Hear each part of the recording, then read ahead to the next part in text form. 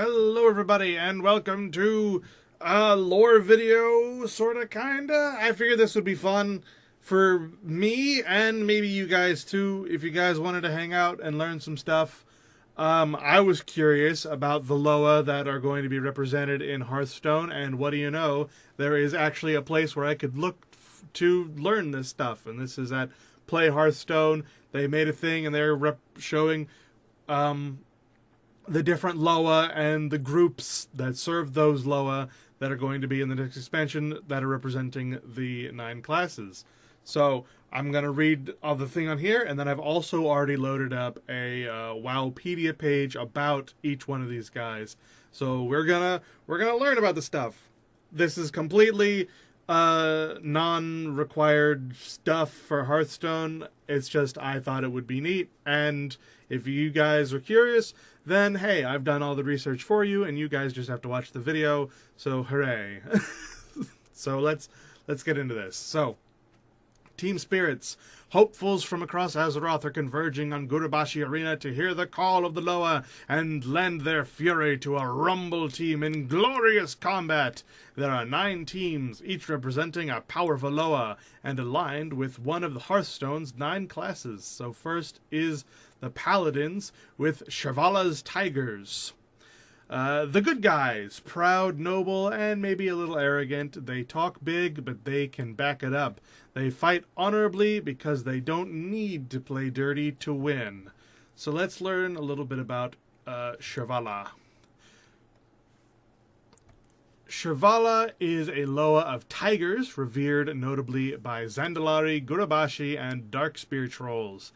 Their last champion was High Priest Thakal, and at some point their High Priest was a Zandalari who wielded the War Mace of Shavala, a brutal mace with an ornate frame which claimed many lives in an unbidden attempt to honor Shavala. Long ago it was lost to the sea with the High Priest who wielded it. Shavala was held in Zul'Gurub against their will when the Hakari were attempting to summon Hakar the Soul Flayer. By the time the war against the Iron Horde, By the time of the war against the Iron Horde, troll druids had created a way for all druids to take on a half-tiger form like those of Shavala's champions, called the Claws of Shavala. So, yeah. The Zul'Gurub raid for Cataclysm was the Zandalari bringing all of the troll tribes together to try to sacrifice all of the Loa in order to summon Hakar the Soul Flayer and then enslave him in order to use his powers to rebuild the Troll Empire. And that didn't work. And High Priest Thakal was the one who betrayed Shavala and sacrificed Shavala's spirit to Hakar. We don't know if our intervention in that reversed it or not. That's just what it is. And the War Mace of Shavala is an appearance for the Doomhammer for Shaman, not Paladin. So that's kind of interesting. So that's Shavala. Next is Hirik's Bats for Warlock. The bad guys. Nasty, shrieking bloodsuckers who will do anything from demon summoning to ritual sacrifice to win. They're ruthless, they fight dirty, and they're proud of it. So, what is Hirik? Oh, it's Hyrik. Hyrik, the Lord of the Midnight Sky, is a Bat Loa. He is represented on Azeroth through a champion of his choosing, a position once held by the deceased High Priestess Jekik. Like the other Loa of the Gurubashi tribe, Hyrik was held in Zul'Gurub against his will during the time when the Hakari were attempting to resurrect Hakar the Soul Flayer. And it looks like he's got a little tail to go with him. So he's got like a little extra lore. Because apparently he's actually come back in the new expansion. Apparently Hyrik managed to escape that horrible fate and made his way back to Zandalar, where he would be corrupted by G'huun and the Blood Trolls. The Tale of the Loa. Hyrik guards the weak, he can find the things you seek. He be blind and so kind, he brings clarity of mind. His screech that you hear can dispel your every fear.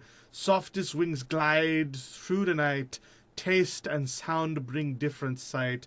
When you're lost and all alone, in the darkness where you roam, his voice will guide you home. Doesn't sound evil to me. I think the Hearthstone version must be the corrupted version by G'huun. Next is Gonk's Raptors for Druid. Dinosaur Parkour, the first and wildest team of the Rumble. A roving, raving pack of dinosaur riders that leap from Megasaur to Direhorn before pouncing on their slow-moving prey. So who is Gonk? Gonk, not to be confused with Gon. Gonk the Great Hunter is the ancient raptor Loa of shapes, the master of the hunt. The Darkspear trolls heard many of the Zandalari's tales about Gonk. He taught both tribes how to be druids, and the Zandalari druids serve him as the Raptari. Gonk's high priest is war druid Loti. The followers of Gonk and Paku do not get along. So, apparently this is how the Zandalari trolls know how to become druids. And while it says that the Darkspear trolls heard many tales about Gonk, we know that the Darkspear trolls and the other trolls that joined the Horde learned how to be druids from Night Elves and Tauren in Cataclysm. So that's a little... I'm not so sure. But he's got a tale to go with him as well. Lithe and soundless with padded paw. He's quick of mind and sharp of claw. He fills the heart and honor and awe. He is Gonk. In defense or on attack, he the one that has your back. The mighty master of the pack, he is Gonk. Be it hoof or paw or hand, he roams the sea and sky and land. With this Loa we will stand. He is Gonk. Okay. Apparently he is Gonk. Next is Halazi's Lynxes for Hunter. The fast and the ferocious. They like animals more than people, and it shows in their strategy. The lynxes pride themselves on clever, mystical tactics and bestial fury. So who is Halazi? Alright, so Halazi apparently has had a lot of dealings with us. Hexlord Malakras stole his essence in the Burning Crusade, imbuing it into one of Amani's greatest hunters. However, his spirit is chained by Zul'jin, and it is freed when the chieftain troll dies. In Wrath of the Lich King, he appears with the other Amani gods after the quest of breaking through the Jin Alai, directing the player to the leopard goddess Harkoa. In Cataclysm, Halazi appears in Zulaman, where his spirit is changed by Dakara. He is freed when Dakara is killed. And in Battle for Azeroth, a disciple of Halazi is present in the Talaman, the Amani tribe's enclave in Zuldazar. So he is an Amani Loa, it appears. So let's see. So that's all the information we have on him, is that he is a Amani Loa. And that we've had many, many, many dealings with him. So that's kind of interesting. Next is Kragwa's Frogs for Shaman. Masters of Voodoo. The frogs are brilliant spellcasters, but they're all a little odd. They worship frogs. They use frogs in their magic. The frogs love frogs and lightning. Okay? Who is Kragwa? Kragwa the Huge is a frog Loa worshipped by the Zandalari. He can be found at Kragwa's Burrow, located in the Frog March of Nazmir. Kragwa is a physically powerful Loa, able to leap long distances and use his weight and tongue to devastate scores of enemies. He is also quite impulsive and demanding, requesting large amounts of offerings of food from his followers. He appears to be the father of the dire toads that inhabit the swamps of Zandalar. He also has a tale attributed to him. All the creatures great and small, his protection will encompass all. If sacrifice be a whim, best look yourself, not one of them. Best look to yourself and not one of them. For those that seek to care for others, you find your kin, sisters, and brothers. If you be the one you love the most, to him you surely should not boast. With each word he puts much weight, no wasted thought, no hurried trait. If ye be selfish, come not here, the selfless have no need to fear. Of danger he has seen no end, our faith and hope his greatest friend. Kragwa, Loa, guardian strong. Kragwa, father, may ye live forever long.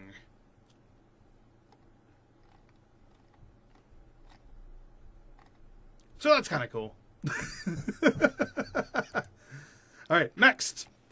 Janalai's Dragon Hawks. For Mage, the Fire Lords. Voodoo's cool, but the Dragon Hawks know that arcane fire is really where it's at. They really, really, really like fire. A lot of fire all at once.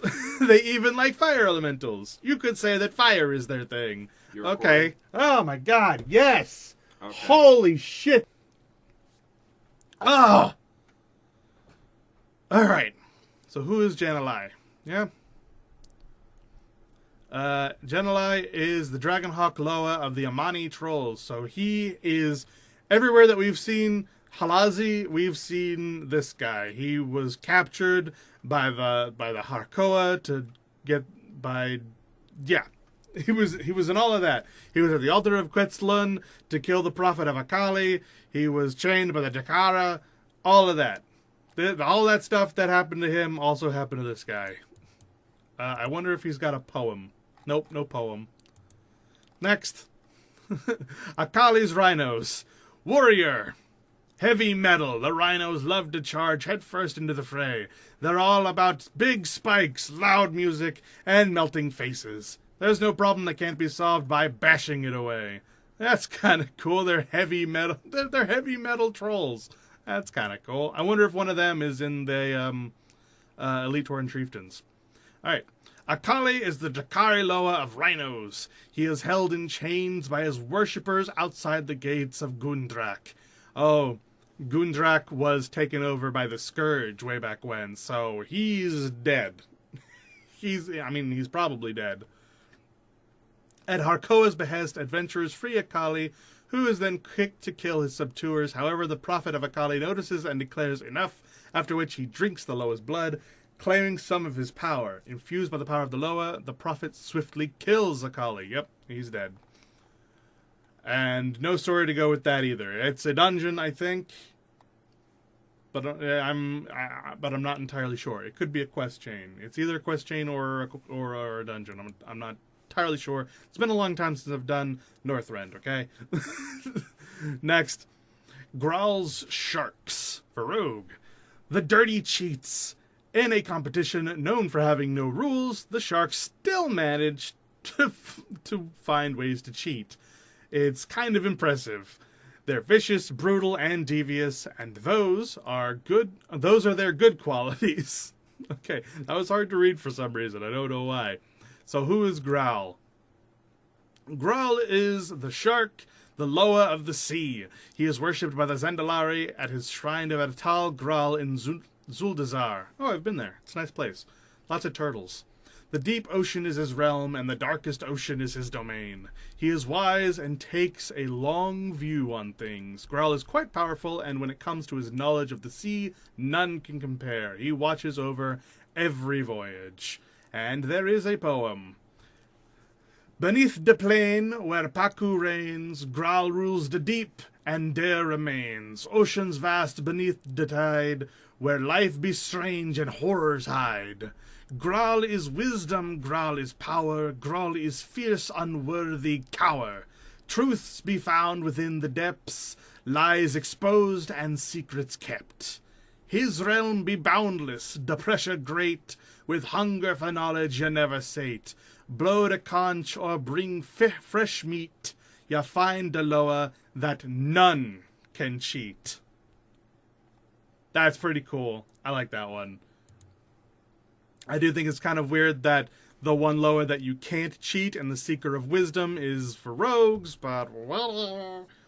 And finally, Bwansamdi Zombies for priest. Masters of death, spooky, unsettling, and eerie, this team sends a chill down the crowd's spine. Bwansamdi's the Loa of the dead, and a team devoted to him is just as creepy as you'd expect. They're known for raising the dead and making dangerous bargains.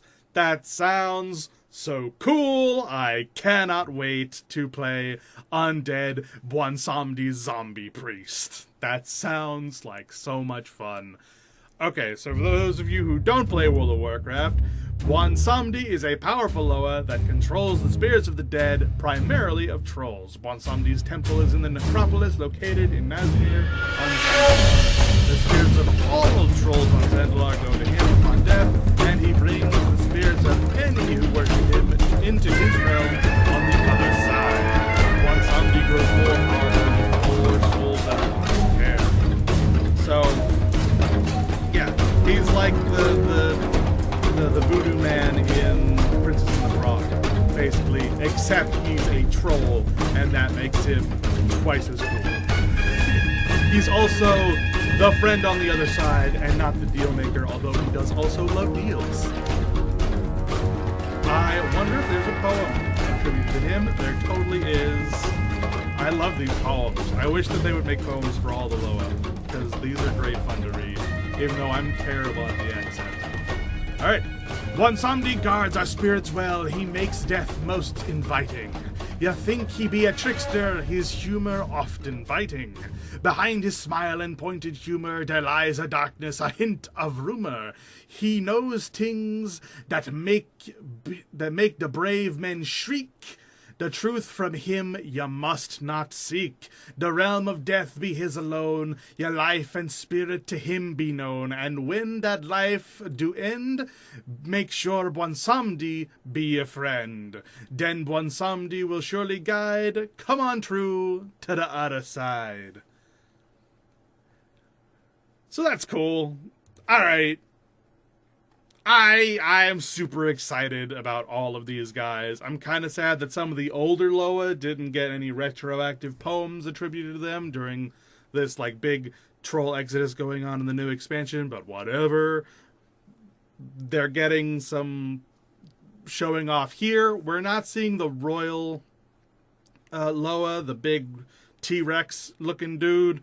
Maybe he's a card instead of on a team. I don't know. That seems unlikely. It seems kind of cheat for one of them to have the Loa of Kings on their side, but whatever. Maybe we'll see others. I don't know. But, yeah, I'm super excited for this. I cannot wait. Okay. I hope you guys enjoyed it. I hope you guys had fun. I hope this was informative for anyone. I'm going to stop talking for, like, the rest of the day. My throat is so tired. Okay. Goodbye, everybody.